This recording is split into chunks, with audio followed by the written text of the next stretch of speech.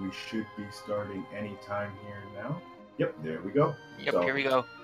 The first thing we're doing is we are switching our battle speed to 6 and our mission speed to 1, as well as moving our cursor menu down to memory. Yep, so a little known fact about this game, the battle speed, even though we set it to slowest, it only affects the enemy ATB, not our ATB, so we don't want them attacking a lot. So we set that to 6, we set the message speed to max because we're trying to go fast, and we set the memory cursor, or the cursor to memory, so we just can get to quick menus very fast. So you want to go over why we're having our good friend Wedge and Vix run away? Yes, I will.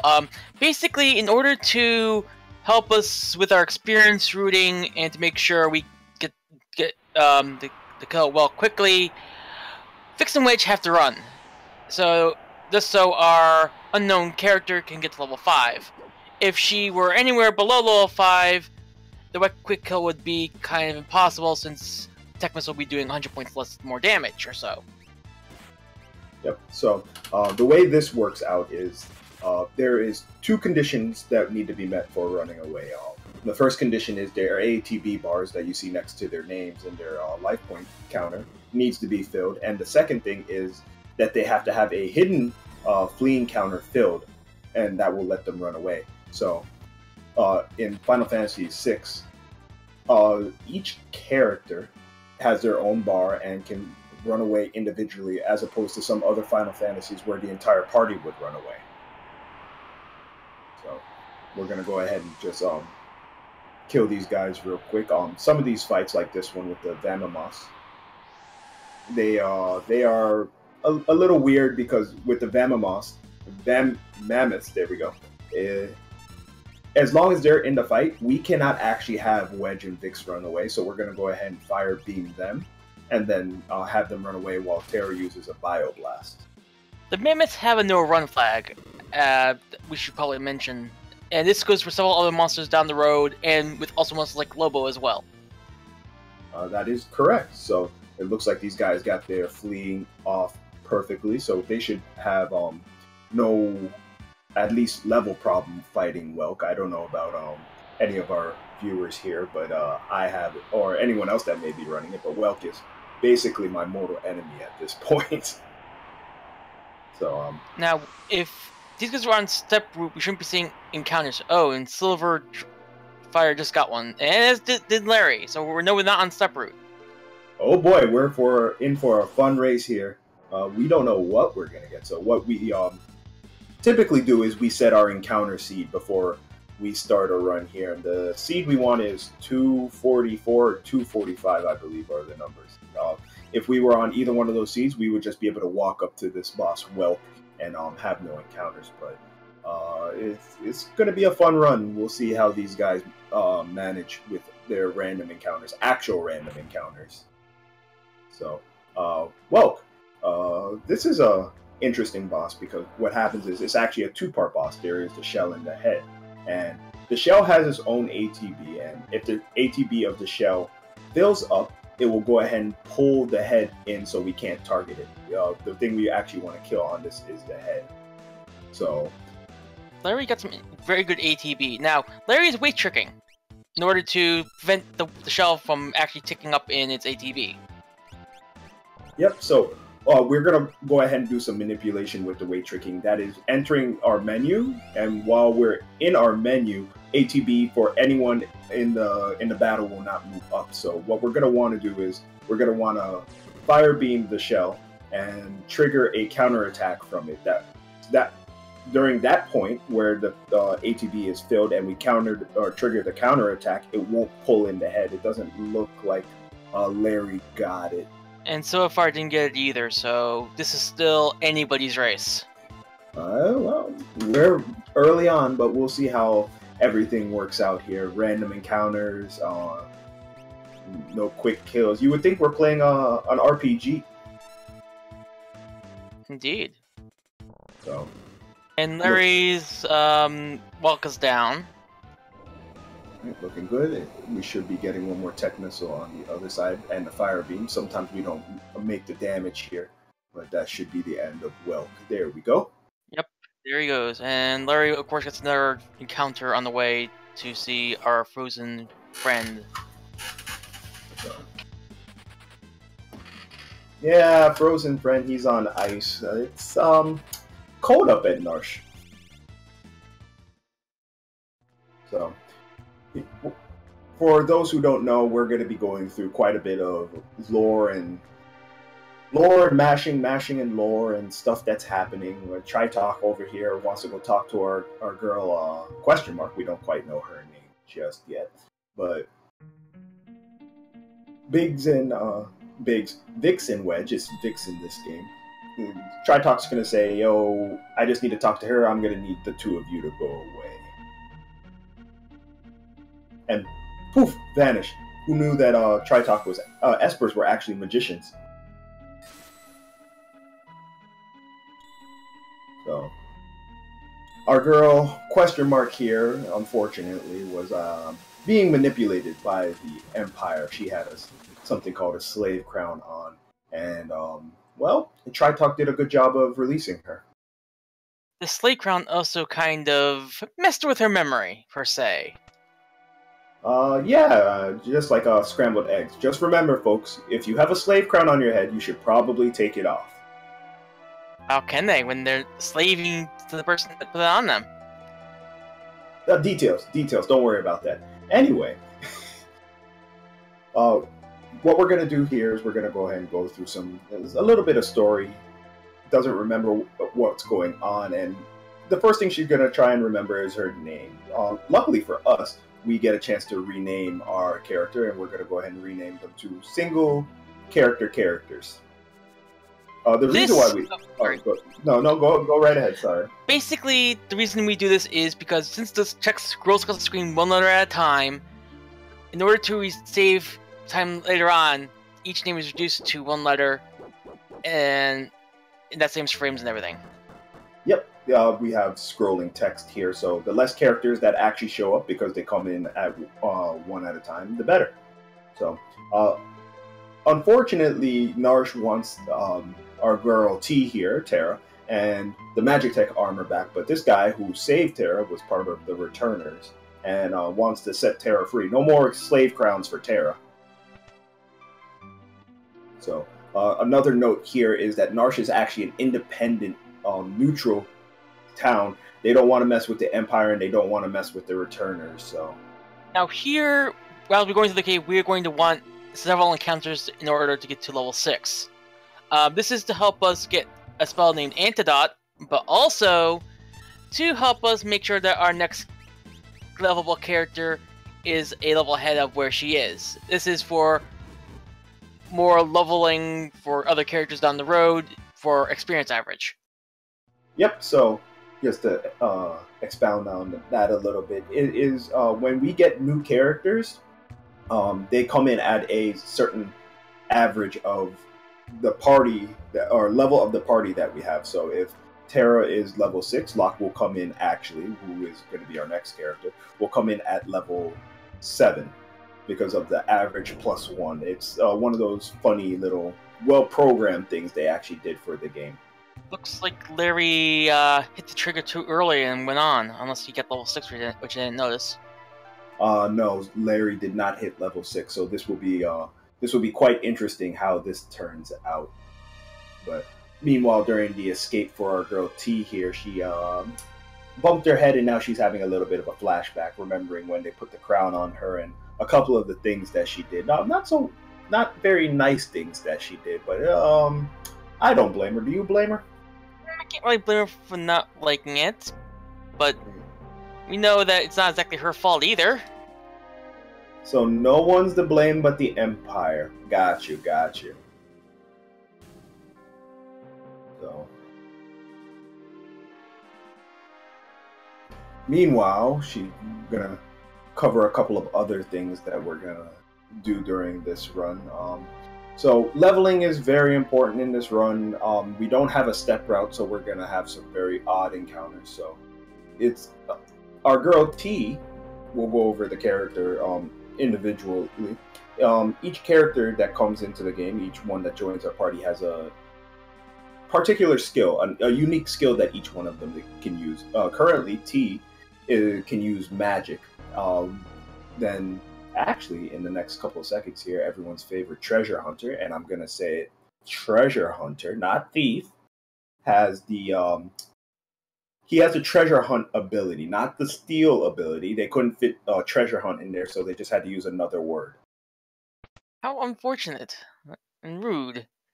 I mean, you do what you can, programming and all, right? So we're gonna go true. ahead. We're gonna go ahead and reduce his character down to 1. He's gonna be known as L, going forward, and L is part of the returners. You wanna let our viewers know who the returners are? The returners are a rebellious resistant group that want to do away with the Empire to set free homelands and whatnot, since the Empire has been being very imperializing in their methods as of late. They've already taken 3 towns, and they're looking for more. Greedy, greedy, greedy. Greedy indeed. So, our boy L here is going to go ahead and find our girl T, and she's going to try and save the day here. So, his contact here in Narshe is going to say, find T and head down to Figaro, but these guys from Narshe aren't really having it. They're pretty persistent. Now, we're coming up to a very interesting little game feature here that we will not be seeing the last of this feature either in this run. But this is just a prelude to it. For this, we have 3 parties. And these 3 parties will move down through the map in order to get down to the main boss. But the main boss, the main character we want to use is the first Mogul party, because that one's sort of special. That is correct. The Mog party has a character that we would be able to recruit later on, but because of the category that we're running, we don't actually recruit him. We're actually only running Kefka at Narshe, so there's certain characters we won't see during this run. But a fun little interaction with him is that we can actually remove his equipment. Ooh, an extra fight. Got an extra fight on the other end. Took a little bit too long to get down to the marshal here.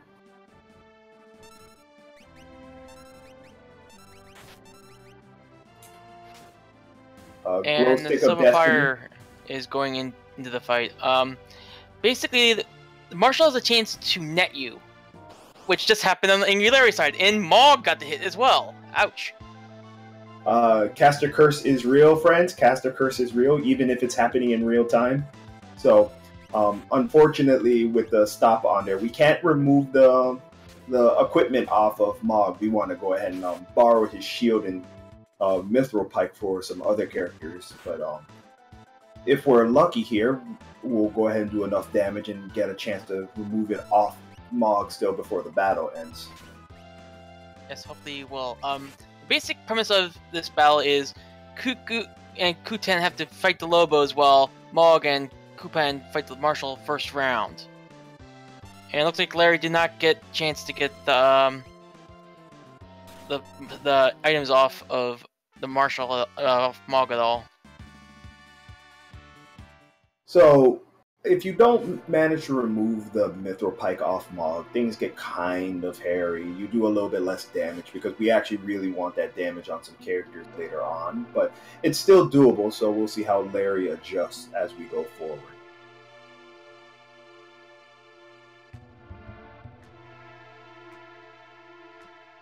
So, here we are. We're going to go ahead and get ready to make the escape here.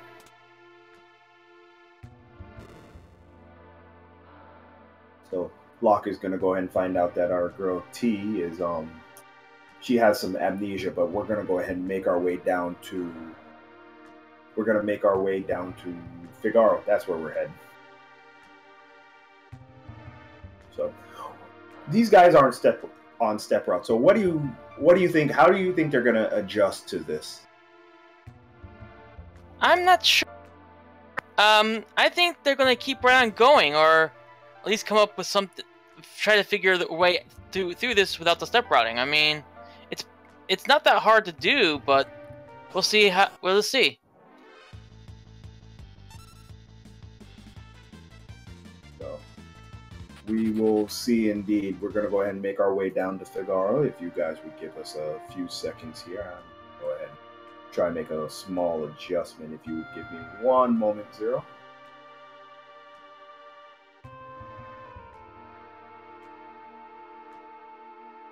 Now we see Sylverfyre coming to Edgar, who is the king of this place, but we are not going to call him Edgar. We are going to call him something entirely different. Are we going to call him a flirt? I think maybe later. He's being called B. Sylverfyre side.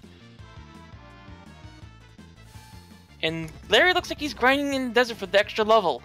Interesting.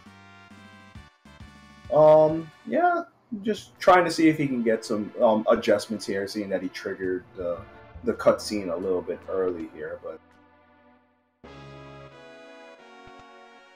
we'll see what's going on. The King E here is gonna let Terra know, hey, we got your back. Go ahead and search the castle for a bit. As you know, we get these little cutscenes here that tell us we should be doing some other stuff. But good thing we know where we need to go already, right? Indeed.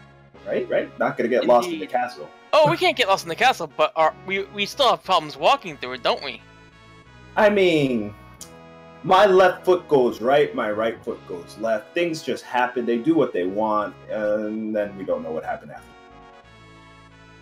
Now we're coming up to a woman that seems to be in the know about our friendly B there.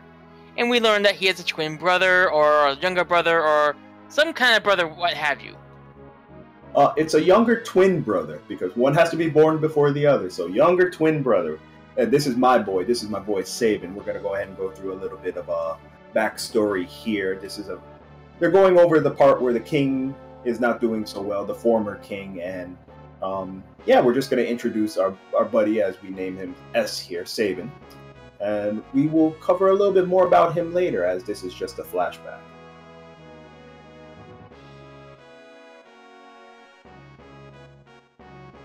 So, getting a couple of extra text boxes here, talking to the matron. She has some important things to say. So, as we walk through the castle, we're just going to go ahead and walk back to our buddy E over there and get some more triggers for story progression here. We got to go fast, so we only talk to the people who are absolutely necessary. Indeed. So, basically, in order to advance, we have to talk to B, as my co-commentator said, and here we have our friendly neighborhood Imperial checking up on us here. Yeah, this guy Kefka, as everyone should know, spoilers, this is the main antagonist of our race here.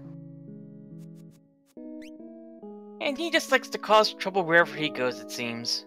And laugh, don't forget laugh. It's very important to note his laughter. That laugh is so iconic, you can't forget the laugh, because it makes him who he is. Yeah, I dare anyone to name someone with a more iconic laugh. In any game, as a matter of fact, not just Final Fantasy. I dare anyone. So, our boy Kefka here is going to walk up to the castle and talk to E and say, hey, there's some girl that was wandering around and she stole something of no significance, but we need to find her anyway. And E's going to be like, no one's here. We got too many of the ladies here, so it's hard to keep track of them all. So Kefka's going to buy it, and he's going to go ahead and head out. Now, we get back control of Terra here in a few seconds, and we'll just go ahead of Locke and try to forget he's leading us anywhere. Good old Twitch chat. Falling for the good old bait. Talking about Titus's laugh is better than Kefka's. No. That, you see, you've become predictable, Twitch chat. Plus, So, it's a protagonist, not an antagonist. We said antagonist, did we not? I said anyone this time. Anyone. I was trying to keep them on their toes, and they just keep going back to Titus. It's great. Oh, we got some other ones in here, but we're gonna go ahead and cover what's going on here right now. Our girl T is having a little bit of a moral dilemma here. Yeah, she's very confused about what's still going on around her, and she's just gonna sleep on it for a little while. Yep, but meanwhile, with the sleeping going on, enter ominous music here.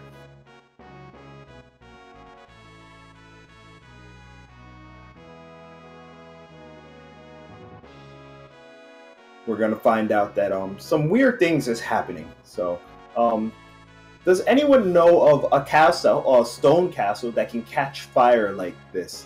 Not this is the first time I've seen such a thing. Yeah, it's pretty incredible. Also to note, this guy at the top right here, he is cool as a cucumber. I like that guy. I want him in my army.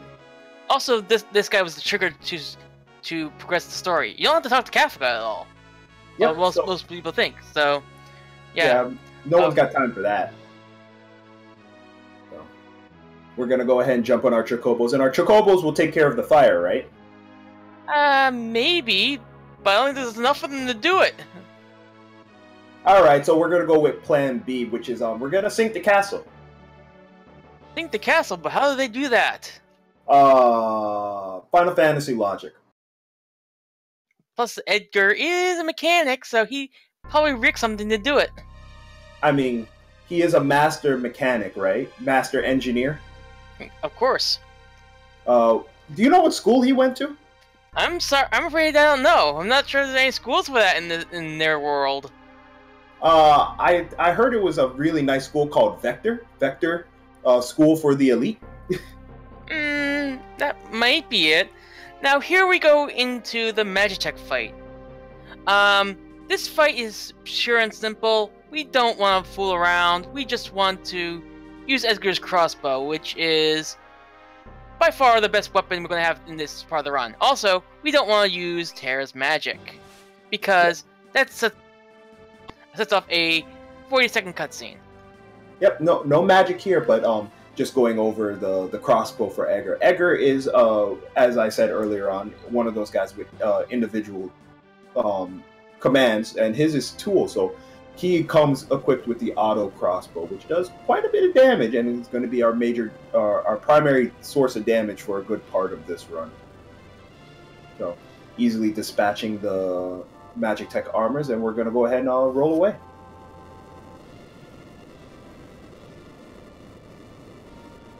So, we're looking pretty good right now.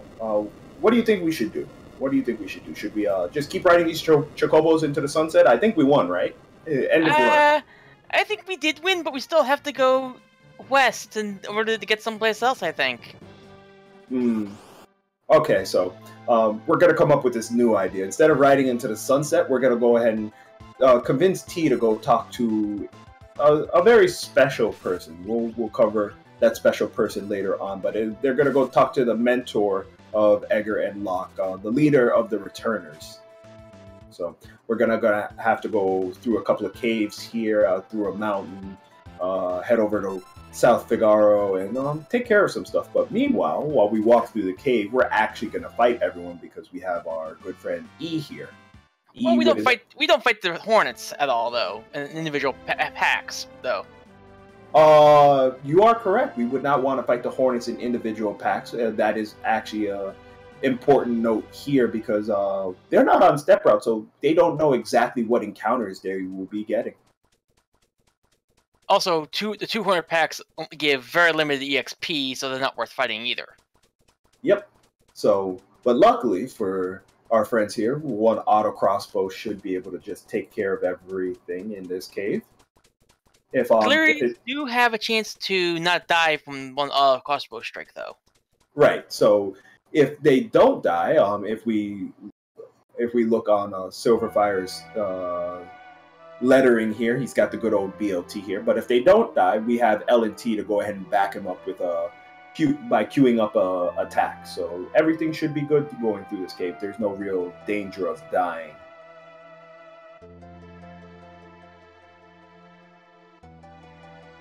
So we have Larry on the other side. Just go ahead and take some safety saves here while he walks through the cave.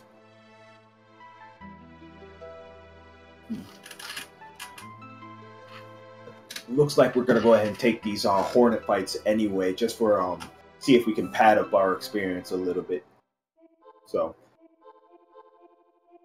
once we're through the cave, we're gonna be coasting our way over to South Tagara, where we're gonna have a very special item that we're gonna want to pick up here, which is our it is our speedrunning item. Actually, if we did not have this, we would not be very good speedrunners now, would we? Not at all. So we're going to go ahead and buy a relic that is called the Sprint Shoes. The Sprint Shoes lets us move on certain maps, which are like dungeons and towns, and so on and so forth. And we will be able to move, I believe it's at double speed? At the very least, double or triple speed. I mean, double time, triple time, all the time. We need to save all the time. So we're going to go ahead and buy 3 pairs of these, and we won't need any more for the rest of this run. Now, because of the packs on the next area, we move our 3 intrepid adventurers to the back row. Yep. And we also come here to rent a chocobo. Now, the guy's gonna tell us how to do it, even though we just did it. So we have to do an extra block of text.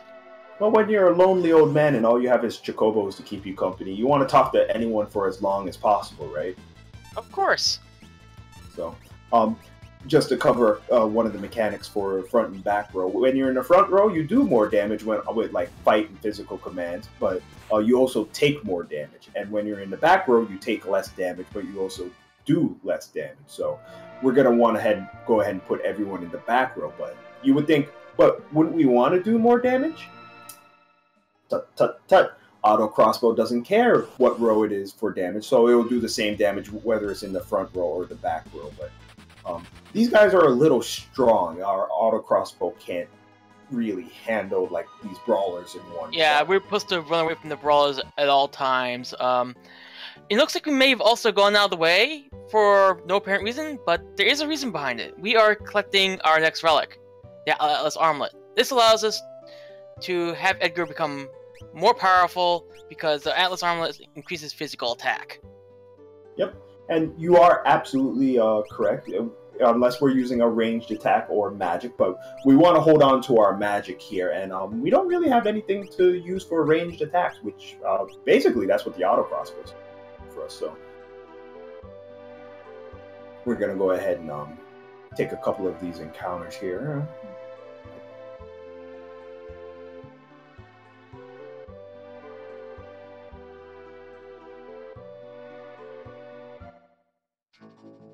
So, it looks like Sylverfyre is going to go ahead and just take these brawler encounters. They don't give as much experience, and usually when we are on a step route, we wouldn't really want to fight them.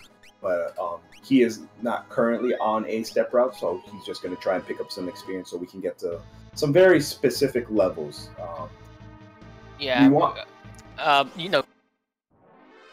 Or you want me to do it? Oh, no, go ahead, sorry. Basically, on the mountain, we want to get the party to very specific levels, as Scotch Dragon said. We want Edgar to be 10, Locke to be 9, and Terra to be 8. This is so Sabin come to us at level 11. Yep, so we're going to go ahead and just take a couple more of these encounters here. These Tuskers can be kind of nasty here. Don't really want to fight them. They take a little bit more than an auto crossbow and a fire to defeat, so we're going to go ahead and run away from them. Typically, the encounters we want are encounters outside, which are just a single Tusker and these Cypresses. As well as the Trillions, which are a little bit more hairy because they can inflict poison damage on you. Yep. Now, we just saw L run away on Sylverfyre's screen. This is because he doesn't need as much experience as the other two. Yep, so go ahead and work our way down towards the boss here. I'm just going to go ahead and try and confirm our levels, but So and everyone remembers that mithril pike that we had picked up, we're going to go ahead and equip that on Egger so he can do some more damage later on. And we're going to go ahead and take Egger's mithril blade and equip that on Locke. So when we get to our boss fight, we'll be able to take him out. Easy peasy. When we also get there, you will see the next part of the reason for that as well.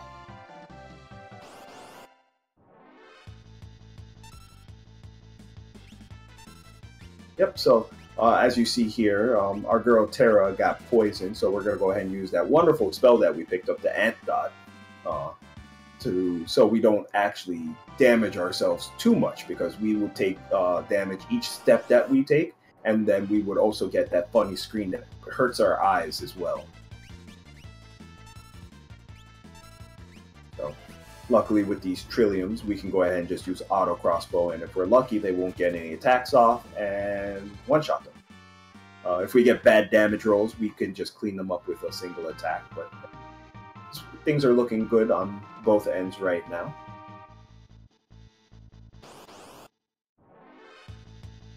So, little bit of a winding road here. Why do you think they made the mountain path like that? It's kind of weird, don't you think? I think it was for training purposes, to make somebody run loops around it to make them get stronger. But we could just get sprint shoes to get stronger, right? We can skip leg day. Yes, we could indeed. So, as you guys see here, that shadow that was following us around on the mountain wasn't who we thought it was. It was this other guy named Vargas. Just a bit of a bully. Don't really know why he wants to stop our progress, but well, we'll just have to deal with him, right? Yeah, we will. And now, since Sylverfyre has the correct levels, we will now begin the battle. I don't know if you had the correct levels. I thought I saw Terra was level 7. I might have missed that.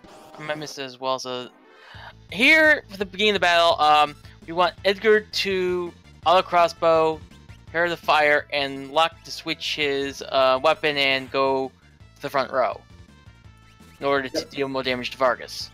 Yep, so once again, we're going to go ahead and set up that mechanic there, and we're going to go ahead and use fire, auto crossbow, and attack. So we're going to want one more fire out of our girl Terra here to go ahead and kill the bear. And then we're going to just kind of hold A through the rest of this fight. This one's actually pretty easy and prescriptive because remember that memory cursor that we had set up at the beginning of the game? Yeah, so it remembers the last command that we did. So if we were on magic, it takes us to magic. And if we had used fire, it takes us to fire. So we just have to hold A, and Vargas will go down easy peasy.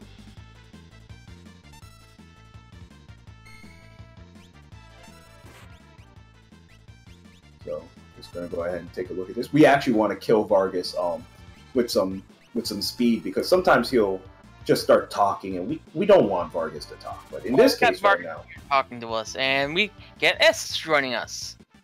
Yep. So S and Vargas actually train together, and he seems a bit salty about it too. Something about a master and picking somebody for to succeed or something. But we never get the gist of it, so we get this fight.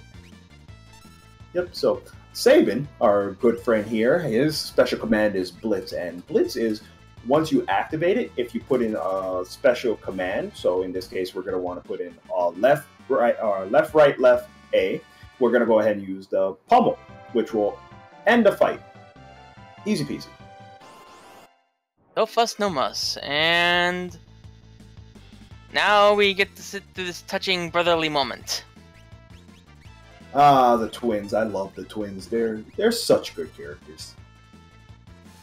But I think there are some good, other good characters that we will meet down the road. Are we talking about a man with a mustache? Because he's not my friend. No, I'm thinking somebody else. We'll just have to wait and see, won't we? So, yes, we will. Our buddy Sabin here is he's kind of concerned with how Figaro is going to deal with the Empire now. So he's going to go ahead and join up with our merry crew here and go over to the Returners' hideout.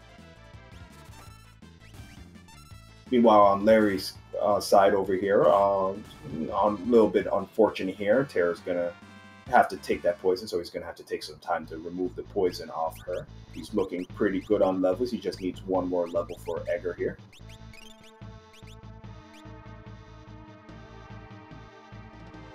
One more battleship just about do it for Larry.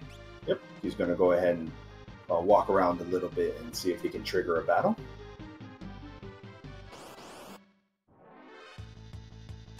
Got a lucky preemptive here, so he's just going to auto crossbow these guys. Meanwhile, on Sylverfyre's side, we never actually went over this, but while you're walking on the world map, there are specific tiles. He's not just walking in a funny way, that are non-encounter tiles where he cannot get an encounter on them, so he's going to want to walk over those, as many of those as possible, to avoid encounters on the world map. Now, I just saw Sylverfyre's screen. He didn't safety save outside the Returner's hideout, because there is a chance that you could have a NPC block you. But unfortunately, in this case, it did not happen. Yep, so that NPC you saw in the bottom right, what could happen is while you're walking behind a soldier when you first go into that scene, that soldier can walk between you and the other soldier. So while you don't have control, he could sit there on the stairs, and that would effectively soft lock your game because you could never regain control of your character. And he has no way of moving out of the way once he is on the stairs. So here we have our good friend Bannon. Bannon's gonna just spout some weird stuff over here. Not really quite sure what he wants to talk about, but it seems confusing, really. I mean, what is this stuff about a box and last ray of hope and some other stuff? Apparently there's some Greek mythology that they found as well. I'm not quite sure how they managed to get their hands on it, but while we have a chance here, we're going to go ahead and we're going to raid the Returner's hideout. We're going to go ahead and pick up some items that we'll use later on in the game. We're going to pick up these 2 Phoenix Downs, an Antidote, True Knight Relic, and a Air Lance. These are very important for us because we're going to need them to progress through the game. And so to progress further with the to talk to Bannon again, we have to talk to our 3 companions, and they're spread throughout the hideout. Yep, so after which, we will go ahead and talk to Bannon. And what do you think we should say to Bannon? He wants to know if we're going to become their hope. I say no, because do we really want to be forced into something that the Empire was forcing us into? Well, I heard he likes to ask a couple times. How many times do you think we should say no to him? At least 3. Alright, so just so everyone else is in on the joke here, we want to say no to him 3 times because he gives us a fun little relic called the Genji Glove. It lets us wear 2 weapons instead of a weapon and a shield, which we want 2 weapons. We want to do more damage. We want to do all the damage. It seems Sylverfyre said yes the 3rd time. That's going to make things kind of awkward because now we're going to get this weird cutscene where they're going to make their plans of how they're going to deal with the Empire. And we're not going to get the Genji Glove. We're going to get the Gauntlet. So, little known fact here, the Genji Glove is glitched in a bad way where, or not in a bad way, in a good way where we do more damage. And while we have the Gauntlet on, it's kind of glitched in a bad way where we equip 1 weapon, we can't equip a shield or anything, and we're supposed to do more damage, but we actually don't do any more damage. So we'll see how Sylverfyre adjusts. It's not impossible to complete the run now, by no means, but we'll see.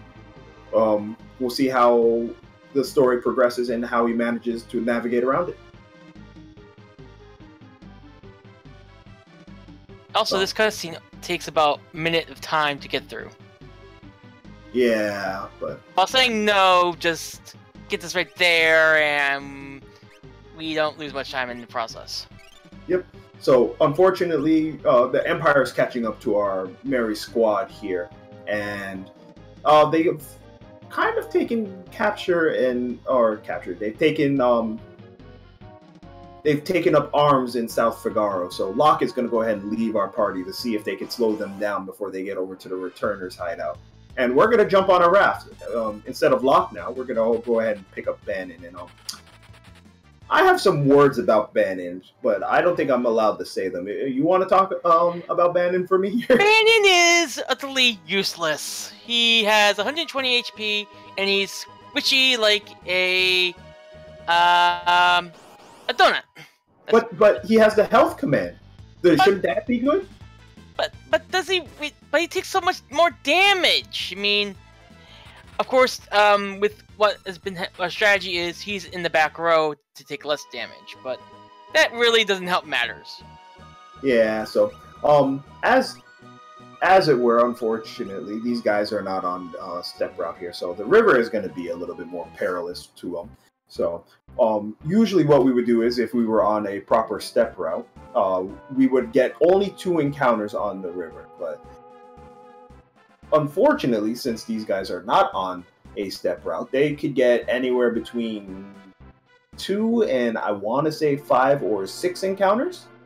So normally that wouldn't be a problem, but while we're on the raft, we're not allowed to go into the menu to heal. And we have a funny little mechanic on this part of the game where if Bannon dies, it's just an automatic game over. Which is quite unfortunate, and we have to do the entire thing again. Yep, so see if we can go ahead and get through the river without any major incident here.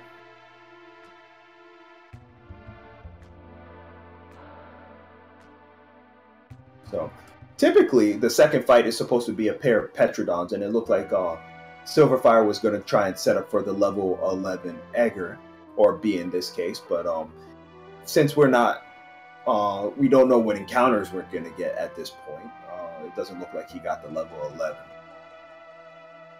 I'm going to go ahead and run away with the rest of the party so Egger can pick up all the experience here.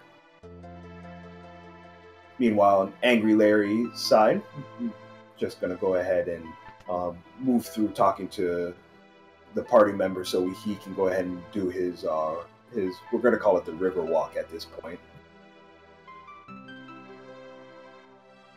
So hopefully he will say no to Ban 3 times.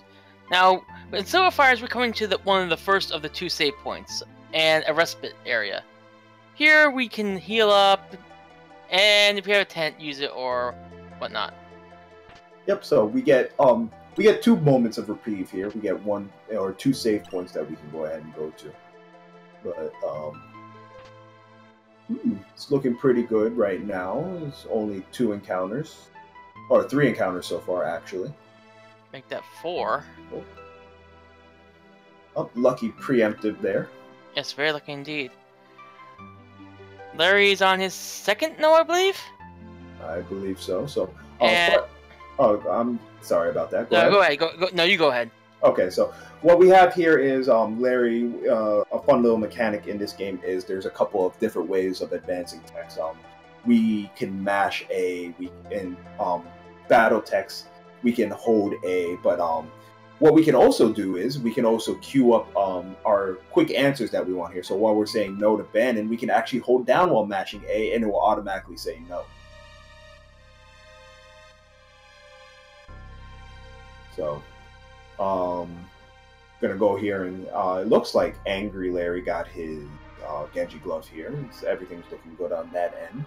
So,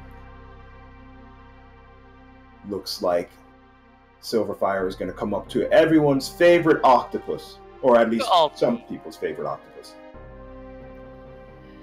Now, Ultras has a very peculiar battle mechanic. He's very scripted, and we try to avoid at least one of the scripts, which is his "This muscle, let me get my bib" bit.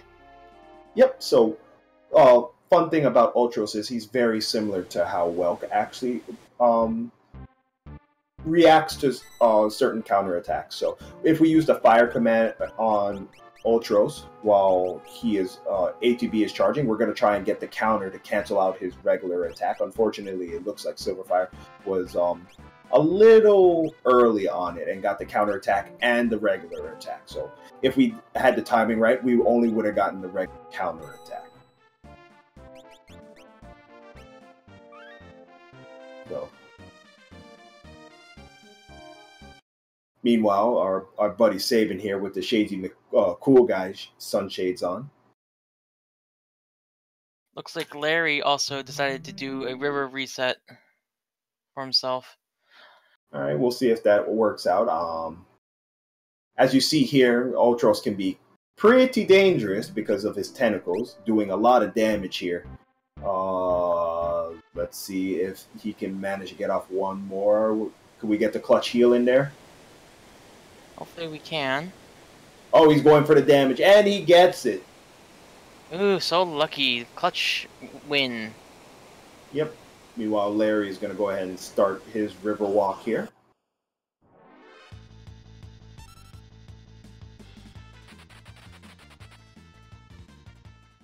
So, seems like Saban's a bit overzealous of wanting to go and fight the octopus, but everything should be fine, right? We think we'd hopefully you would be, but it doesn't seem that way. He just seems to get thrown out and gets tossed down another tributary of the river here in a few seconds. Yep, so unfortunately we're going to go ahead and lose our boy Saban here, and we're going to enter the multiple scenarios here. So what we're going to want to do is we're going to want to go ahead and go over to Saban's scenario first, because on Saban's scenario, there's some special items we can pick up at the end of the scenario that will be very helpful for the other two scenarios. Also, Saban's scenario is the longest, and it's easier just to get out of the way first. Yep, so just for safety purposes, we're going to go ahead and pick up our buddy Shadow over here. Now, so Shadow's a interesting character. He's optional. We don't actually have to get him to move forward, but we're going to want to, because Saban's scenario can be very, very, very dangerous without him. And we don't rename Shadow either. This is because he only has 3 text boxes, so why bother renaming him? Yep. Meanwhile, Sylverfyre is going to go ahead and buy some safety items here. Going to buy some extra Phoenix Downs, and I'm going to go ahead and move forward after that.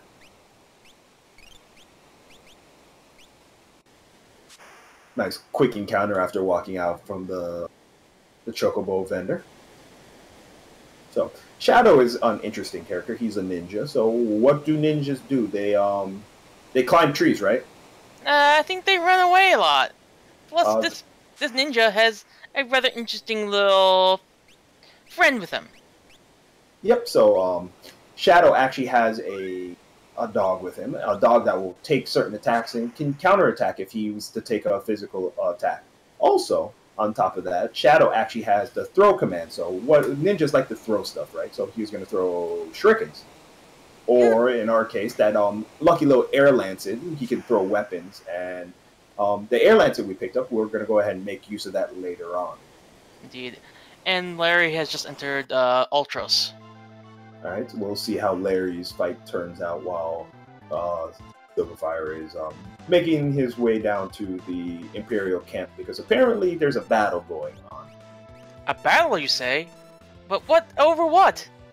Something about returners and Doma and stuff got lost in translation. I'm not really quite sure why they're squabbling. I think it was over Red Rover send General Leo over, but I'm not exactly sure. Are we sure it isn't over some kind of drinks? We'll see. Maybe there might be some kind of drinks that we should have an argument about, but we'll let it play out a little bit. We'll see what they have to say. Meanwhile, Larry is going to go ahead and looks like the Ultros fight is coming along pretty well over there. Indeed, he just hit the Saban's part of the script. But luckily, going to go ahead and do some weight tricking here, see if we can go ahead and delay his attacks a little bit. Looking pretty good over there. Meanwhile, over on Sylverfyre's side, they're going to go ahead and they're going to attack the castle of Doma. So it doesn't look good for them. What do you think they should do? I think they should call out the best man to help them out. Mr. Mustache Man? I love Mr. Mustache Man. Yes, Mr. Mustache Man. The one who seems to be the only person who's capable of doing anything in this place. If you gotta go to him, right? Meanwhile, on Larry's side, he finished up the Ultros fight, easy peasy. So, What do you Now, think Cyan's gonna do here? I think he's going to put some shoes on. He's probably going to switch his battle speed down to 1 and then just wait the battle out that he's going to be going into. Why is he gonna switch the battle speed over to 1? Because we want to go fast, and it's better to have this leader die quickly. So if we go battle speed 1, he reacts faster and he will end the battle faster. Yep. Fun thing about Cyan here is that he has what is called the soar technique. So the soar technique, he has a little meter that charges up, and depending on what number we stop off is what ability we use. His ability that we're going to want to use here is Retort, which is number 2, which is a counterattack. He gets hit with a physical attack, he will automatically counterattack and one-shot the leader. Now, back in the camp, we are about to hit some very long cutscenes, and we don't have much choice but to stay around and listen to them all. That's right, but here's some guy named General Leo. We're going to see him just for now, so he's going to get called back by Emperor Gestalt. So when he does, I would like everyone to wave goodbye, because we are not going to be seeing General Leo again, ever again. Goodbye, General Leo. It was nice knowing you. So, what do you think is going to happen now that the voice of reason is gone? I think things are going to get a little bit more crazy. Crazy? How could things get more crazy? Well, a certain clown could show up. For all we know. Kefka's up to no good again. What do you think he's going to do? I think he's going to do something to the possible drinks or to some people that he doesn't like, but we'll see. Oh, so, I mean, it doesn't have anything to do with our boys, right? Our boys are just going to go ahead and sneak by, so what do you think is going to happen with them? It looks like, with the way things are going, they might be able to get away from this scot-free, but I don't know anymore. So, our boys won't let Kefka get away with his nefarious plan here, so what we're going to do is we're going to go ahead and chase Mr. Kefka down, so... Also, we keep our battle speed at 1 for the moment, but after these 2 fights, we will change it back to 6. Kefka is also part of our party at this point in time. Yep, so that would it be doesn't the matter. reason. Yep, that would be the reason why we don't switch it back. Because he's actually technically a part of our party, the battle speed doesn't actually affect him, so... yeah, just gonna leave it there, and we'll do some stuff later. Meanwhile, Larry is doing a great job of catching up here. He's already at the Cyan fight. Yeah, he's definitely making a comeback. A comeback indeed. So, after fighting Kefka, he takes 2 hits and runs away like a little girl. We're going to go ahead and make some switching here. Switch our battle speed back down. Switch our buddy Sabin to the front row. And Kefka's going to leave the dirty work to one of the soldiers and Templars. So, this fight right here is pretty, it's pretty scripted, so, good takedown. So, very lucky. Yep, if we get lucky here, the Templars will attack Shadow, Interceptor will take it, and hit him with a takedown, so thus saving us an Air Lancet here. Seven's getting dangerously close to, dying. Hopefully he will... that won't happen. Yep, but got the Aura Bolt off in time. Looking good. Yes, very lucky indeed.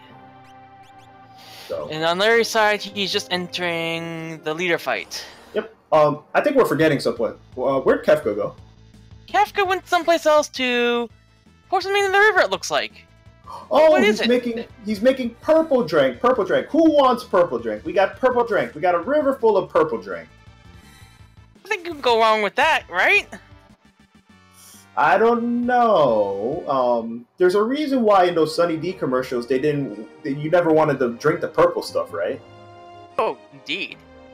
So, unfortunately, our buddy Kefka is poisoned the river, and yeah, it looks like all the Doma soldiers and everyone decided to partake. So they're gonna be good old sleepy nappy time.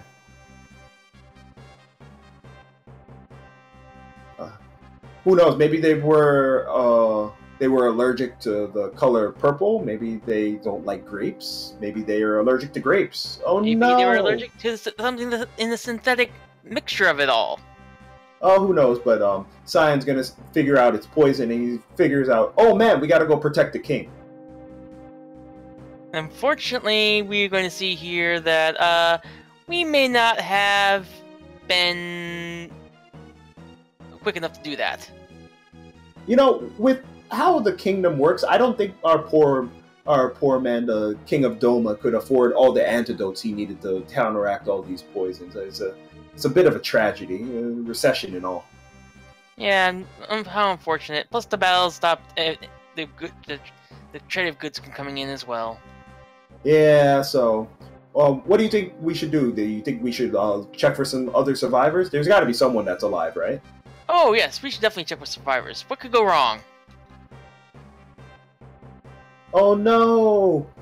Apparently, Cyan's wife and kid decided they wanted to take some of the purple drink too. What was the worst that could happen? And it's time for them to take a nap as well.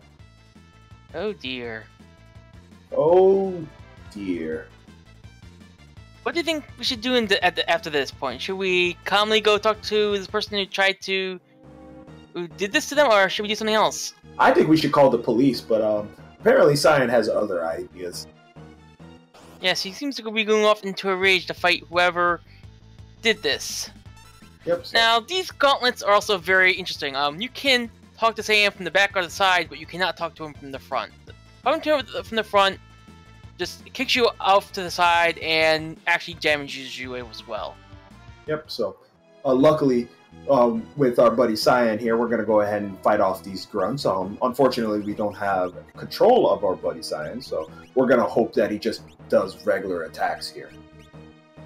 Yeah, having him do dispatch wastes a little bit of time. Yep. So the first two fights are going to be pretty easy here. Going to go ahead and just attack out these grunts. Looking pretty good right now. Very good indeed. The third fight is going to be a little bit different, where we're going to make a quick audible depending on what Cyan decides to do in this fight. Let's go ahead and follow Sylverfyre here.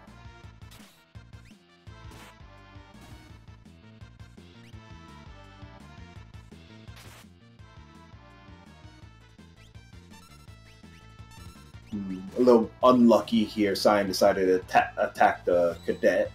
What we're actually looking for is for Cyan to attack a grunt, and so we can throw item at him. Or, well, that was we had some damage on him, so we managed to dispatch the cadet away. Things are looking good on the Sylverfyre side. So, and with Larry, I'm sorry. No, it's fine. Go ahead. I was gonna say Larry just reached the point where Kefka is putting something into the river, and now we are at the point where we steal some magic armor. Yep, we managed to calm down our boy Cyan here. So, who let this guy behind the wheel? He really needs to learn to drive. Well, you know what they say. We got to use our feet nowadays. The gas mileage on these M-Tech armors is just absolutely terrible. Maybe they need to go look for more alternative fuels.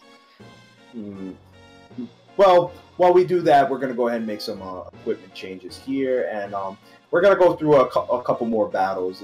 What we're going to do here is just going to go ahead and fire beam everything, but while we have a chance, we're going to rearrange our inventory a little bit. We should also make note that the magic armor is actually a status effect as well.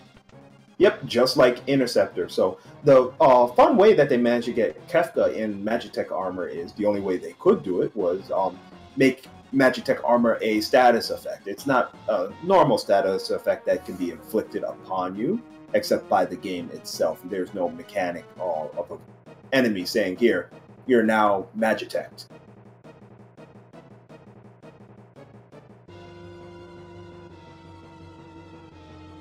So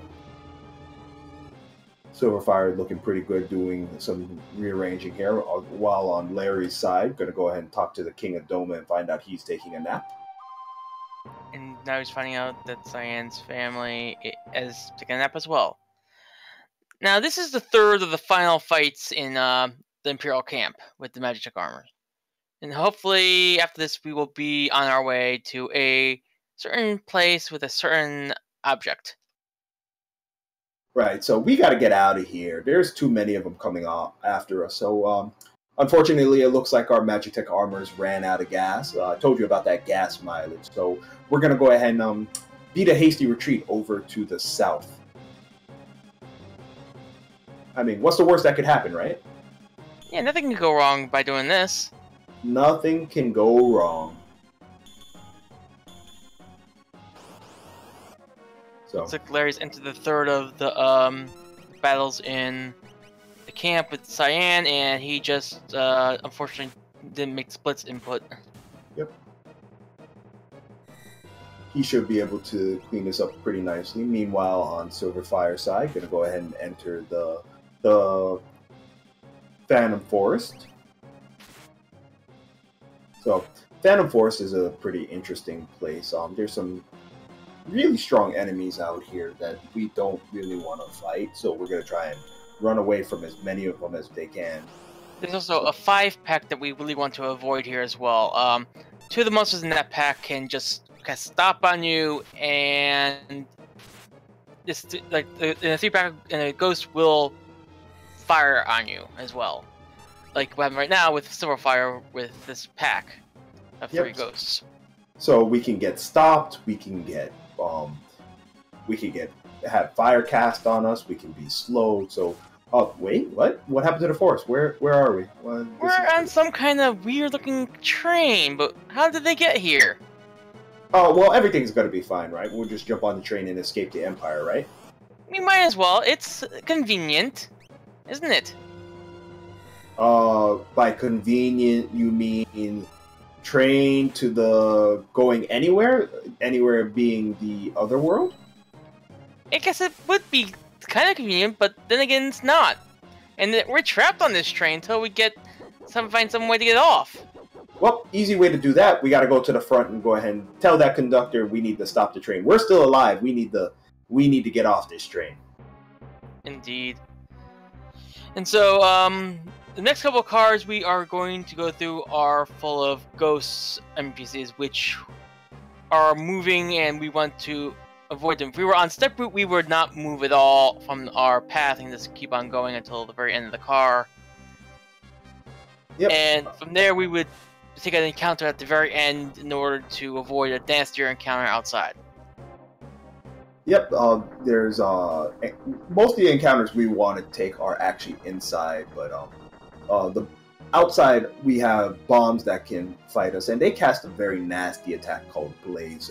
Typically, the bombs wouldn't get a chance to cast it, but if you get some really unlucky ATB out of them, they can cast it and effectively do some real damage to our party.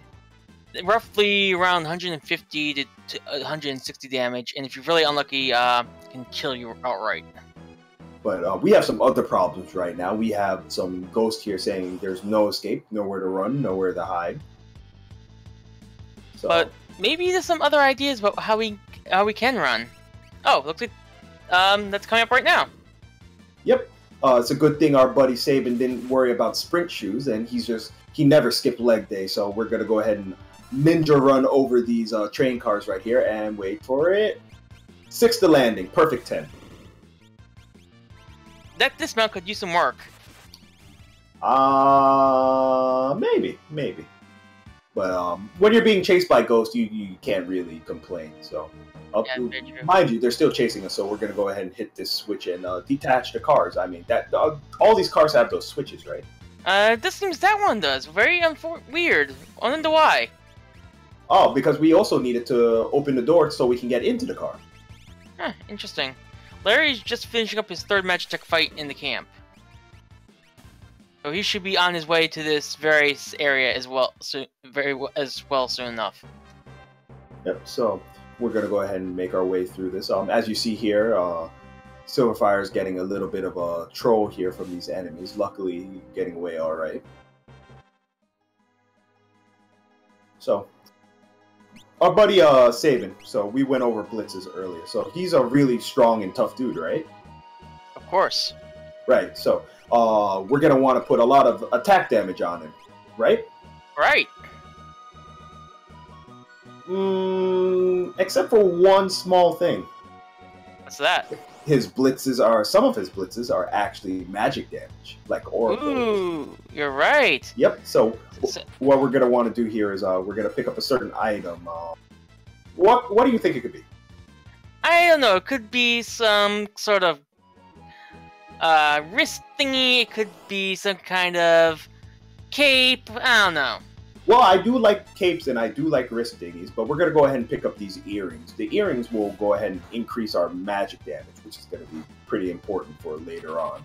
So we're gonna grab that and keep heading towards the front of the train. Meanwhile, Larry is now entering the Phantom Forest. I'm gonna go ahead and take a quick sip of this good water right here. Not the purple drink, good water. Looking like he's looking for a encounter. Oh no, he's just... Things are just looking kind of funny over there.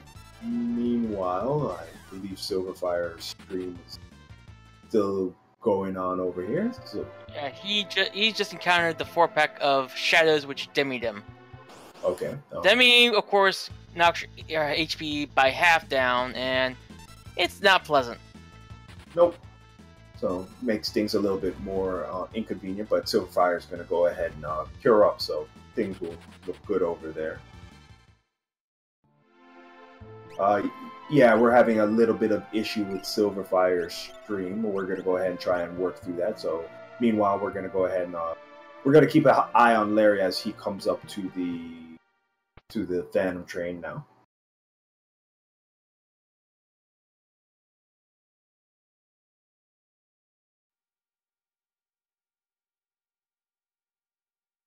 So,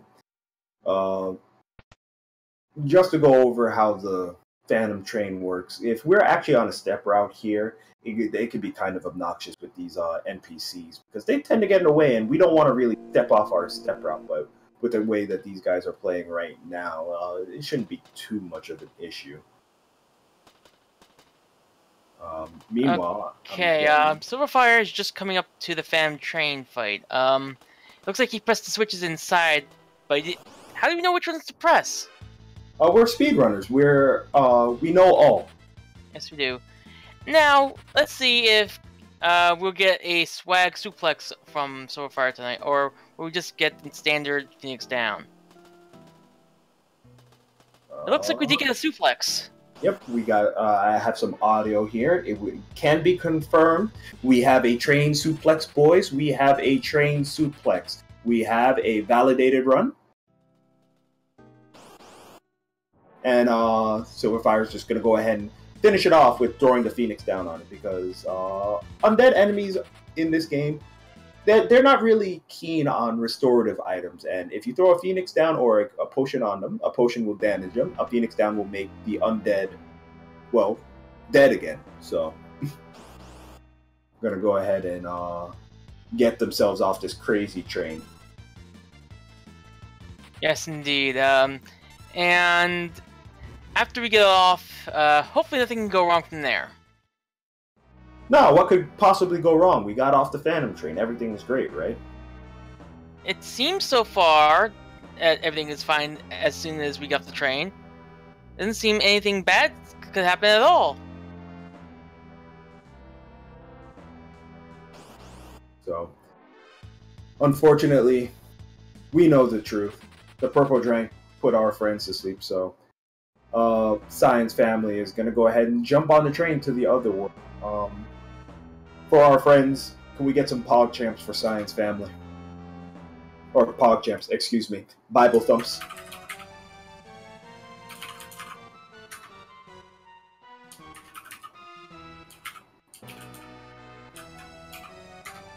There we go. Too many Twitch memes for me. I confuse them all the time. Pog Champs. Larry just stuck the landing as he was running away from the ghost, so he's slowly catching up, it looks like. Yep, we're gonna go ahead and have this extra scene right here. You want to go over how this scene works for Silverfyre? If Basically, the scene after what happens with Cyan's family, we have a little bit of time to reorganize our inventories and do whatever. So that's what we're gonna do: reorganize and make sure everything's set for later down the road. He's also equipping the True Knight, and with the stream delay, it looks like he might be equipping the earrings as well.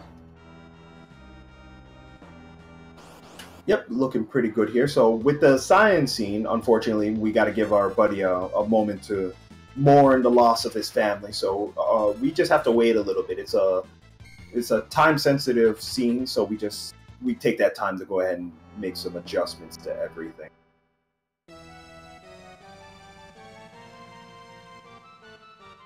Ooh, and he's got a stray cat fight in a pincer, so that could eat up a little bit of time. Now, being in the pincer, is it faster to destroy the pincer than running away? It depends. If he manages to get the Orbolt off on the single stray cat, then he could go ahead and try and run away. But otherwise, he could just go ahead and clean up the fight. The amount of time lost should be pretty similar. So, meanwhile, let's go ahead and check up on Larry on our side. He's going to go ahead and take a safety save, what it looks like, before he gets to the Phantom Train. The Phantom Train is actually kind of a funny boss because the Phantom Train can use a pretty nasty attack called Evil Toot, which will put random status ailments on our party. And we could go ahead and get a very unlucky one of Confused Berserk, which means we can't throw the Phoenix down on the train, which could lead to some pretty nasty patterns that can wipe our party. So, here we go on Larry's side. Let's go ahead and see if we can get a... We got a wheel, which is very fortunate. And here we go. It looks like, yes, we are getting in the swag suplex. We got another validation suplex coming in. And it looks like Sylverfyre is in the Resopos Piranha fight right now. Alright, so with the Resopos fight, you want to let our viewers know how that one works out? Okay, with the Resopos fight, we don't want to kill Cyan. Cyan is... well, he's special in this case. We need to kill him in order to bring him back. We were trying to skip the battle entirely, so we want to send him into a Psycho Cyan Berserk Rage after he comes back from the dead. We want to have Cyan suplex the final piranha that's there, and we also want to have Cyan retort. After what happens with the Blitz, Cyan will retort and kill the final piranha and end the fight right there.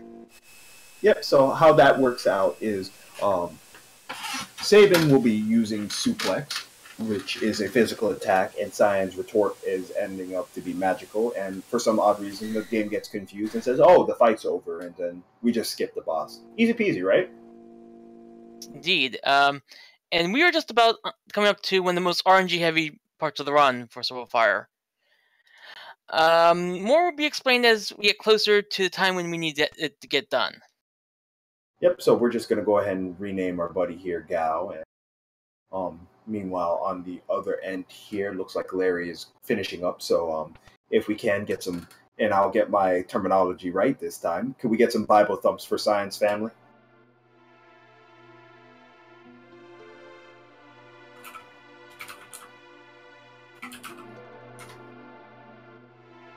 So looking on Silverfire's side here, we're going to go ahead and we're going to heal up because our buddy Cyan is actually pretty weak after the Resopos fight because we had to go ahead and kill him to activate the glitch.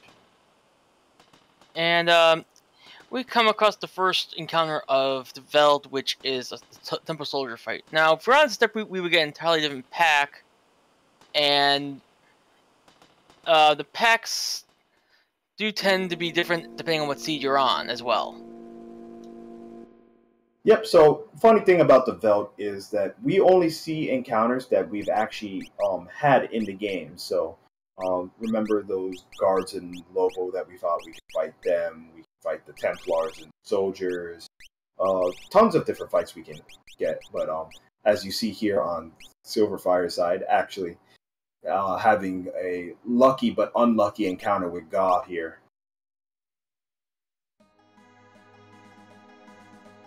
So, Ga is an interesting part of the game because to get him to appear, he has to be in a... he has to have a couple of conditions met. It has to be both party members are alive. If both party members are dead, we're probably not playing the game. And he has a 5 in 8 chance to show up on eligible fights. Yeah, and also as well, sorry, he also cannot appear when your party has status effects on them, nor can he show up in a pincer attack. Absolutely. So we're going to want to avoid all of that. We'll go ahead and see if Silverfyre, it looks like everything's working on his side again. If Silverfyre can go ahead and get Gao first time, every time.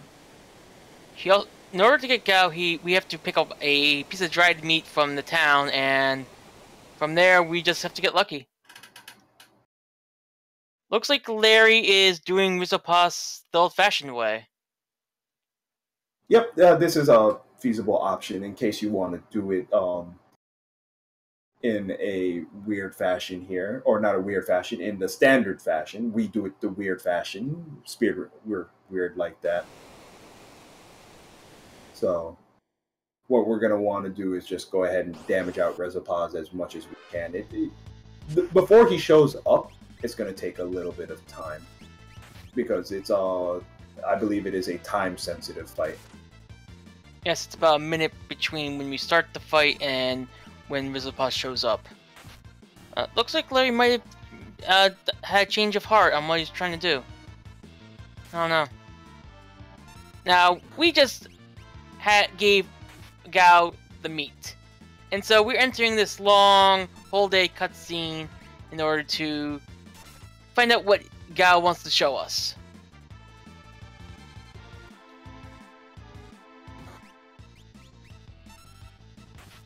And Larry just got through with the Piranha fight, and he is now about to meet his own Gao.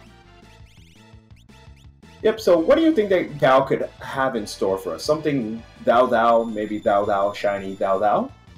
I don't know. I mean, he could have something... If it's shiny, it could just be a crystal-looking doorknob, for all we know. I mean, I do like to keep the doorknobs shiny in my abode, so... Maybe it's something else that's shiny, like a whole stack of gil or GP. We do need the money. It's very important to have money in the fights. Indeed. Meanwhile, on Larry's side, gonna go ahead and clean up the Rizopas.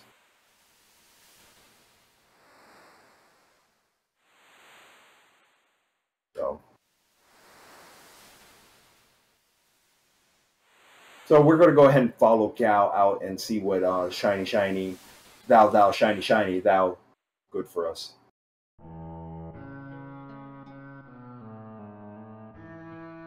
So, how does Gao work? I'm not really quite sure. Does he have a standard fight command? No, he doesn't have any kind of fight command. He's got something entirely different. His commands are rage, and rages are based on monster attacks. And in order to get more rages, you have to leap at the monsters you see in the Veld. And that can be time consuming, but we don't have time for that. We already have the ones we want. Also, can we get some Kappas in the chat? Because we have our friendly little Kappa explaining this stuff to us now. Oh man, I'm all about the Kappas. So, just so anyone knows, these little green guys they're known as imps in the US version, but in the Japanese version, they are based off a mythical beast known as Kappa. So let's get those Kappas in the chat. And we now enter Mount Crescent Moon, or whatever it's called, and we are looking for the shiny. And there with a interesting shot of suplexing Gao. A Gao suplex sounds great. We want to suplex everything, right? Of course. If it can't be suplexed, why bother? Now, we have this weird-looking contraption that Gao showed us. It looks sort of like a helmet of some kind? That would be a diver's helmet. I mean, it lets us breathe underwater. Or, in our case, that single helmet will let all three of us breathe underwater. But how is that even possible? Science. Okay. So, science is going to go ahead and let us jump in this river, and all three of us will breathe so we can get to our town. Because, we haven't spoken about it, but we're still trying to get back over to Narshe. It's been quite a while. We had an Imperial camp. We had a Kool-Aid party. We jumped on a train. We found some wild child. Man, it's been a busy day. Indeed. Now, the Serpent Trench here can be very treacherous. We have some encounters that we need to get through, and some of them are not nice. And sometimes our characters won't want to run away when we tell them to.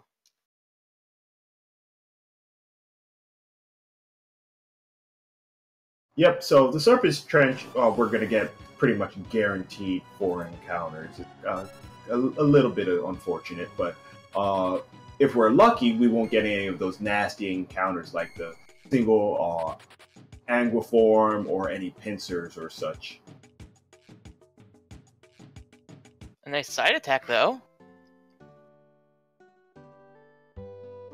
And Larry has just given his dried meat to Gao. So he is on his way to completing this part of the run. Very good. So while we're going through the Serpent Trench here, we're going to hit 2 forks in the road. So what we're going to want to do is we're going to want to go right on the first one and left on the second one. If we go right, we end up in an underwater cave. And if we go left, we get an extra encounter. So I know what you're thinking. If we want to go through the underwater cave the entire time, because we avoid an encounter, but the second underwater cave is extra long, so we want to take that encounter instead of the underwater cave like we did with the first one. So now we come across this two AngryLarry fight.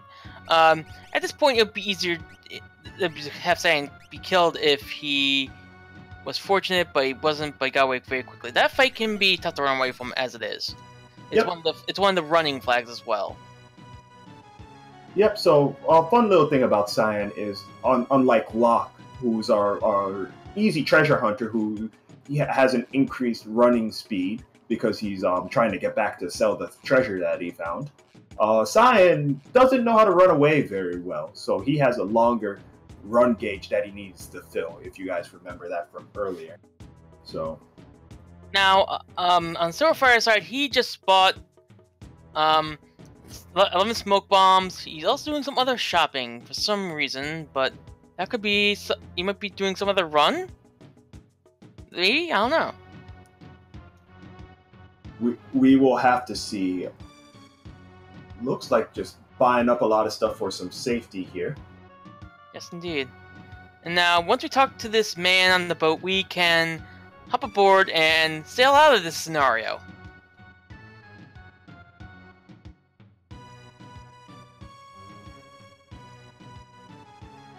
Oh, we have the Kappa back on our screen for Larry. Can we get more Kappas, please?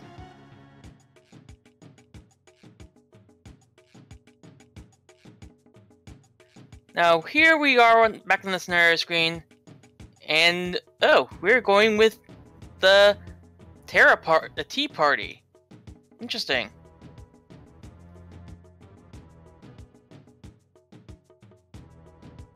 So, yeah, it's kind of a weird thing to do.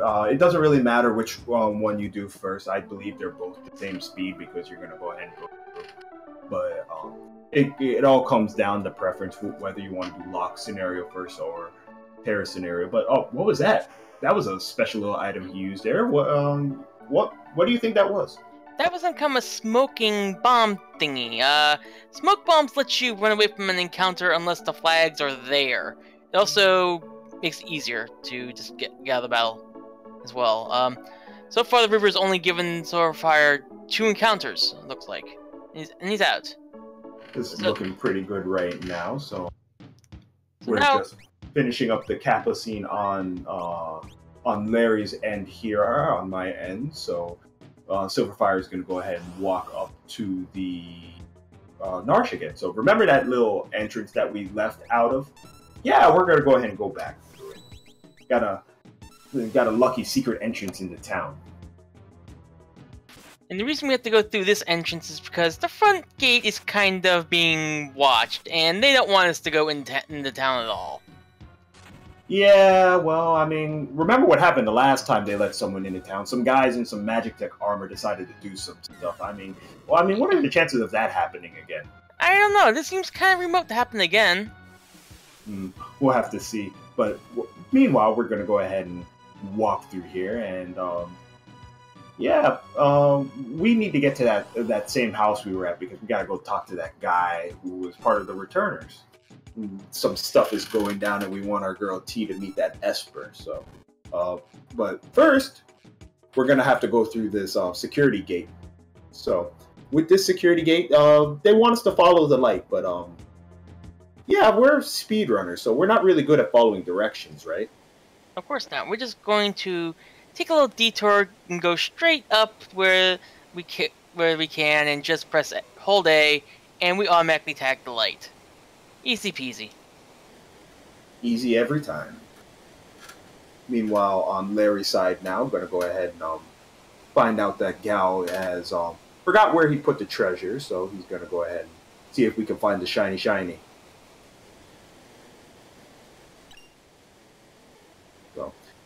So, as you guys see here, smoke bombs are very powerful. This is the primary reason why we want to do the saving scenario first, is so we can go ahead and just escape these encounters real quick. Larry has entered the Serpent's Trench, and he gets the single AngryLarry fight, which he promptly destroys with a blitz. And so, we're almost at the end of the Narshe Caves with Sylverfyre. Yep, so we're just going to go ahead and try and escape these battles here. Looks like he's going to go ahead and try and preserve a couple of those smoke bombs that he picked up. Ooh, poor Larry. He gets a pincer attack.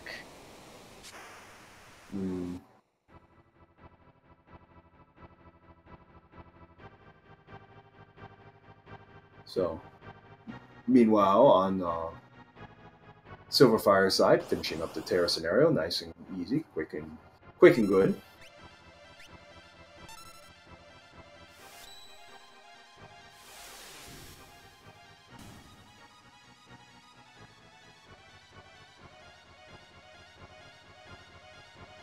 So, we're looking pretty good on our end here. I'm gonna talk and say, yeah, this girl's gonna be our hope and stuff, and who knows what possibly could go wrong.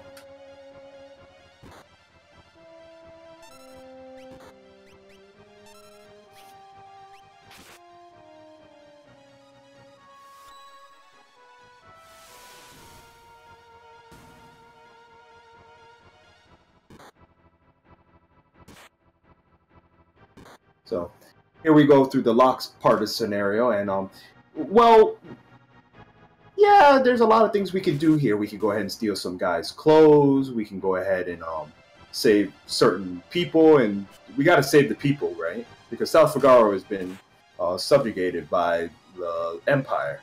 So, or we could just clip through this guard and just go ahead and get out of town. So,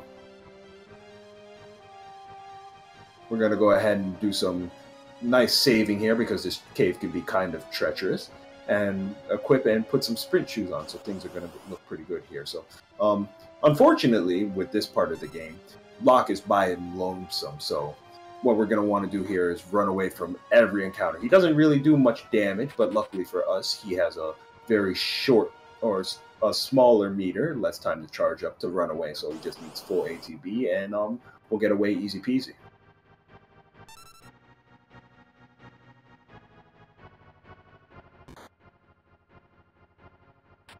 So, luckily for us, we also have some smoke bombs we can use for this part as well. And Sylverfyre is going to go ahead and get away from these fights a little easy. So, one thing to note though is that we actually move Locke down one position. So that's just in case if we get into a hairy situation with a bear in a pincer attack. If we get into a pincer attack and Locke is in the first position, he will have his back to the bear, and the bear can one-shot it. So we don't want that, so we go ahead and move Locke down one position. We're also going to walk over here and pick up this Thunder Rod. The Thunder Rod is a very intricate part of our route right here, because it's going to let poor little Locke, who doesn't do much damage and only knows how to run away, he's going to be able to take on the boss.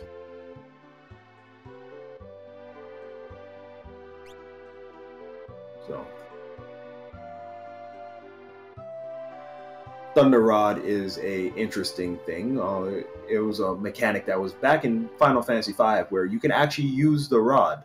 If you use the rod, you will use a level 2 version of that element of spell. In our case, Thunder is going to be Thundaga, and it is going to pierce magic damage or magic defense as well. So we're going to go ahead and use one of those to deal with a certain boss that's going to come up.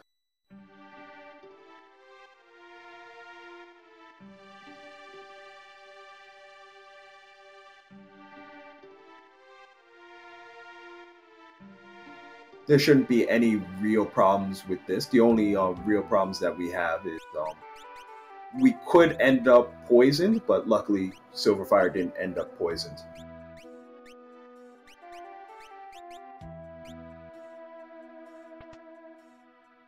So, easy peasy, down goes the tunnel armor, and we're going to go ahead and finish up the Locke scenario here.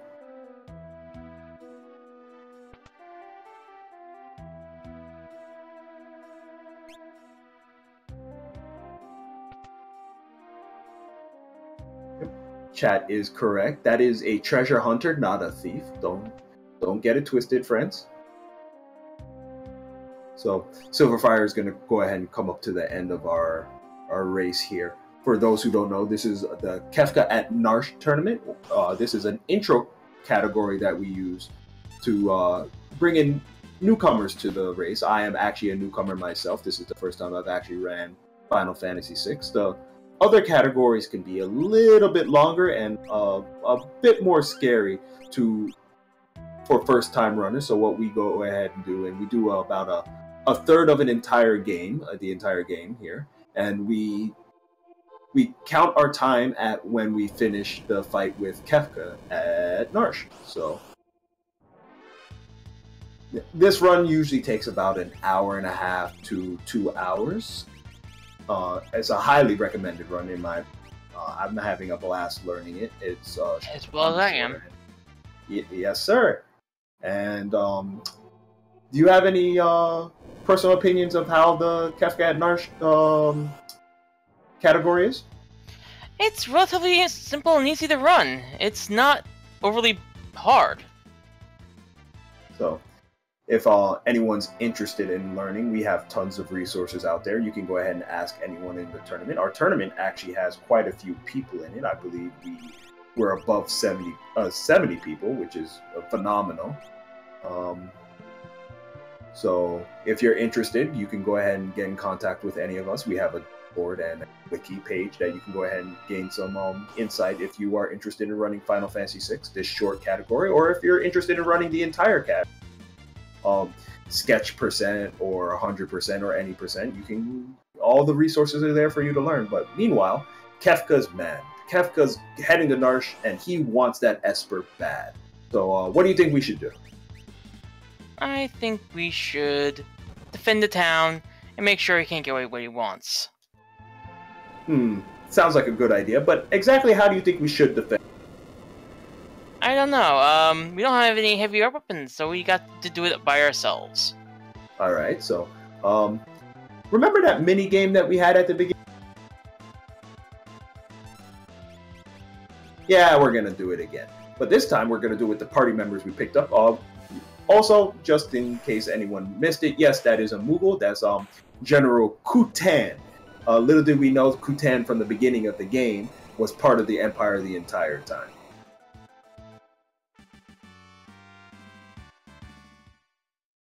Looks like Silverfyre is going to do a little bit of equipment management here before he gets into the fight with Kefka. This should be noted that Kutan is in a spot where she's sort of a placeholder character, as it were. Yep. It's for this weird character that, I don't know, starts with a C, I think? I don't know. I haven't heard of her. I've never seen a character like that in my life. Some blonde-haired lady. I'm not quite sure. So, we're going to go ahead and see how Silverfyre handles this fight now. As we know, he doesn't actually have the Genji glove. So, he's going to go ahead and use some gauntlet strats here. Meanwhile, on Larry's end, finished up the lock scenario fairly quickly. So, he's going to go ahead and try and finish up the Terra side here.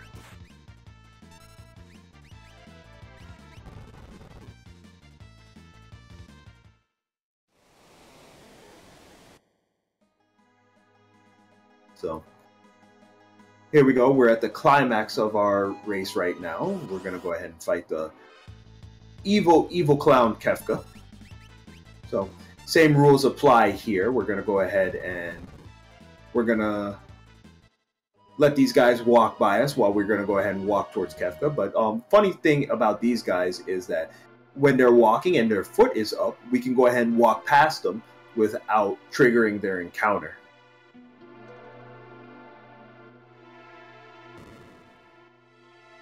So here we go, the Kefka fight. You wanna go over how the Kefka fight is gonna work out for us? The Kefka fight, it had basically, you have to do certain weight tricks for it to avoid certain attacks. Like, you want to avoid a second turn, which you can either do poison on or do a physical attack. Now, you really want to avoid the third attack from Kefka, because you could either get attacked or you could get Ice 2, which has been known to end runs. It's pretty nasty.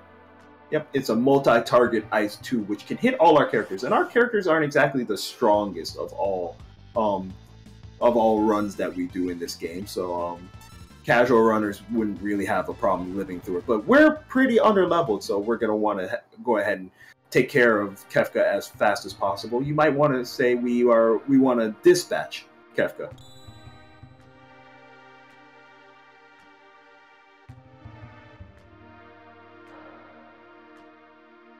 So, looks like Silverfyre managed to take care of Kefka here. We're going to go ahead and see if we can get an official SRL time for him.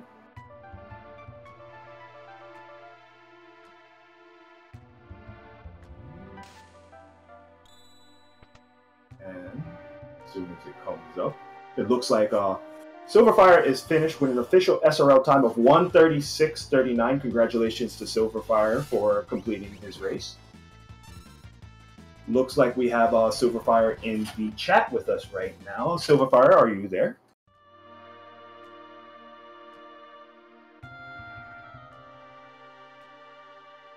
Oh. Might be having a little bit of technical difficulties here. All right. So, while we go ahead and work through that a little bit here, we're going to go ahead and finish up with AngryLarry here. He's going to go ahead and pick up this rune edge on his side here. Can we get some support for AngryLarry here so he can finish up his run strong? We want to give support to all our runners here.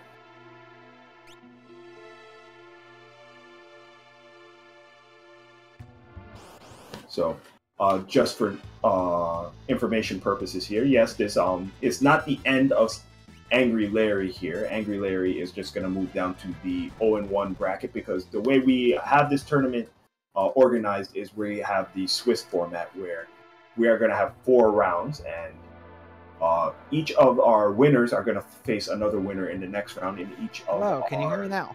Ah, yes, Silverfyre, how are you doing? Gauntlet is a terrible accessory. Don't get it. Yes. Just remember, folks, when Bandit asks you a question, always say no. So my finger slipped off of the down button. And that's why I accidentally said yes, the third time. We figured as much. We saw that and we said, well, we're going to see some gauntlet strats today. I did try to throw together some gauntlet strats. They were pretty terrible. Well, they managed to EQ out a win, so standard first question. How are you feeling right now? I am feeling a little nervous because I wasn't sure if the equipment that I bought would allow me to survive an AoE Ice 2 or not. I figured it might, and therefore it was worth buying. Well, we saw you adjusted very well there. You also had your safety save just in case. You had Of course. You had a good amount of lead on AngryLarry here. He fell behind a little bit on Vargas. He's actually looking pretty good to PB on his end right now. So, any adjustments you think you will make for the next round?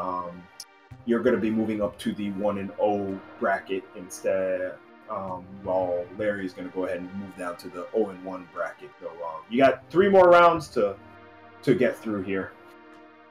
So, the obvious part aside, I really want to work on actually using the step route, and that also requires not misstepping all the time.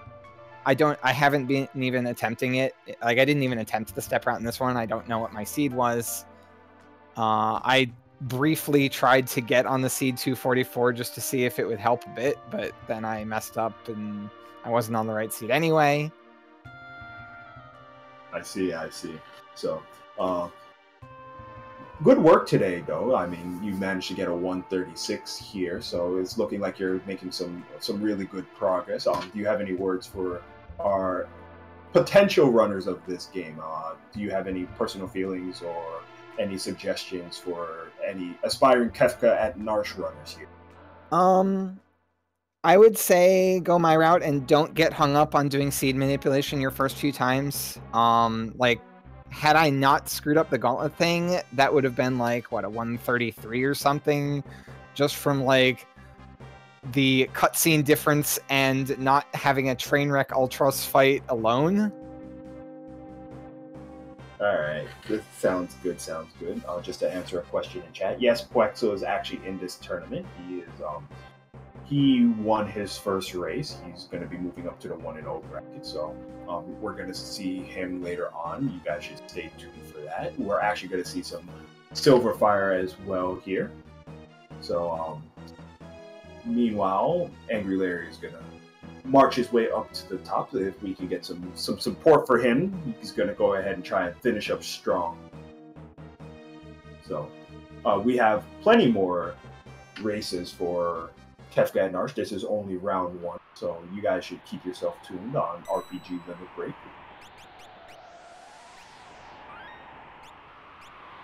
So, let's see how Larry finishes up here.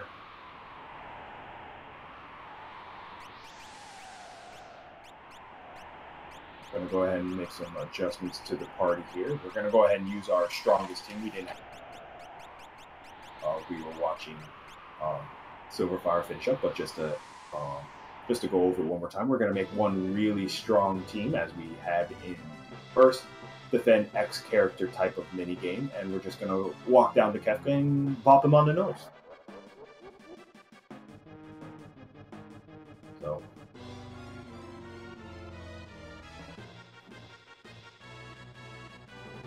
let's get some support in the chat for AngryLarry.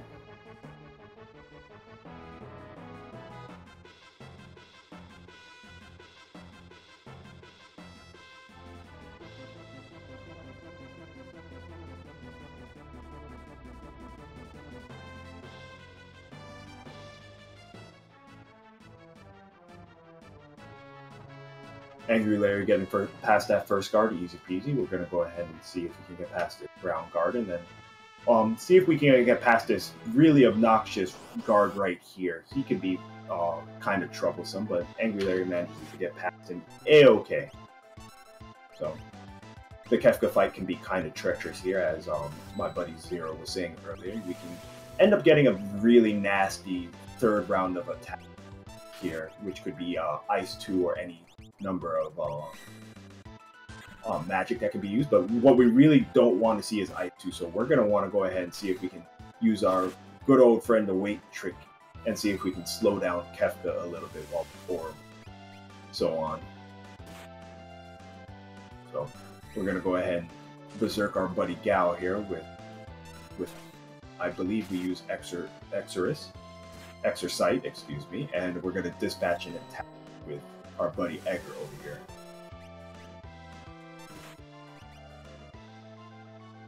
So, looks like AngryLarry has finished up here. Let's see what his official time is.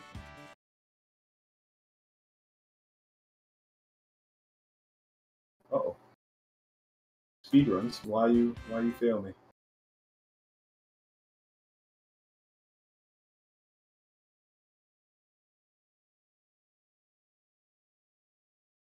So it's looking like Larry has finished up. We also have Larry in the call. Larry, are you there?